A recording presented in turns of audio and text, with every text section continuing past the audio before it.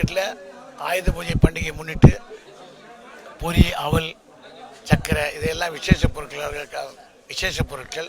அதுபோல் பழங்கள், சாத்துக்குடி, ஆப்பிள் இதெல்லாம் நிறைய நாங்கள் வர வச்சுருக்கிறோம். அதிக சரக்கு வரத்து அதிகரித்து காரணமாக ஆப்பிள் விலை பார்த்தீங்கன்னா விலை குறைந்துள்ளது. கடந்த ஆண்டு 150, 250 ரூபா விற்ற ஆப்பிள்லாம் இந்த ஆண்டு 150 200 தான். டாப் சைஸே 200 தான் கிலோ போகுது. அதனால் கிலோ ஒன்றுக்கு 50 ரூபா 40 ரூபா குறைவு. அதுபோல் சாத்துக்குடியும் கிலோ ஒன்றுக்கு 30 40 ரூபா குறைவு. கடந்த ஆண்டு 100 120 ரூபா விற்ற சாத்துக்குடி இந்த ஆண்டு 60 ரூபாயிலேருந்து 80 ரூபா வரைக்கும் தான். ஐஎஸ் ரேட்டு 50 80 அது மேலே கிடையாது. அதுபோல் விலைவாசி பார்த்தீங்கன்னா குறைவு. விசேஷ பொருட்கள் ஆயுத பூஜையை முன்னிட்டு பொரியாவெல்லாம் வந்துருக்கு. அதெல்லாம் கூட விலைவாசி அதிகமாக விற்கலை. ஏன்னா ஜனங்க பொதுமக்களும் வியாபாரிகளும் அதிக ஆர்வத்துடன் மார்க்கெட்டுக்கு தற்போது உள்ள சூழ்நிலையில் நேற்றைய தினம் தான் அதிக ஆர்வத்துடன் வந்திருக்காங்க. இனி நாளை மறுநாள் எப்படி இருக்குன்னு சொல்ல முடியாது.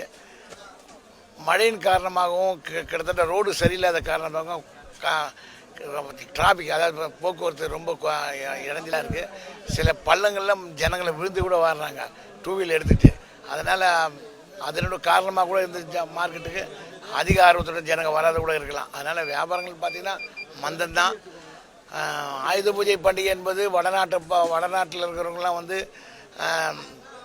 தீபாவளி பண்டிகையை ரொம்ப விமர்சையாக கொண்டாடுவாங்க. இந்த ஆயுத பூஜை பண்டிகை என்னென்னா தமிழர்களுக்கு ரொம்ப மிகுந்த பண்டிகை. தமிழர்கள் முதலாளி தொழிலாளி என்ற உறவு பார்க்காமல் அண்ணன் தம்பி மாதிரி சகோதரத்தன்மையுடன் ஒரு கொண்டாடக்கூடிய ஒரு பண்டிகை இது. இந்த பண்டிகை நாங்கள்லாம் எல்லாருமே விமர்சையாக கொண்டாடுவாங்க. அதுபோல் நாங்களும் இந்த அவங்களுக்காக தேவையான வியாபாரிகளுக்கு பொதுமக்களுக்கு தேவையான பொருட்களை நாங்கள் எடுத்து வந்து வச்சுருப்போம். இப்போ மந்தமாக தான் இருக்குது வியாபாரமே.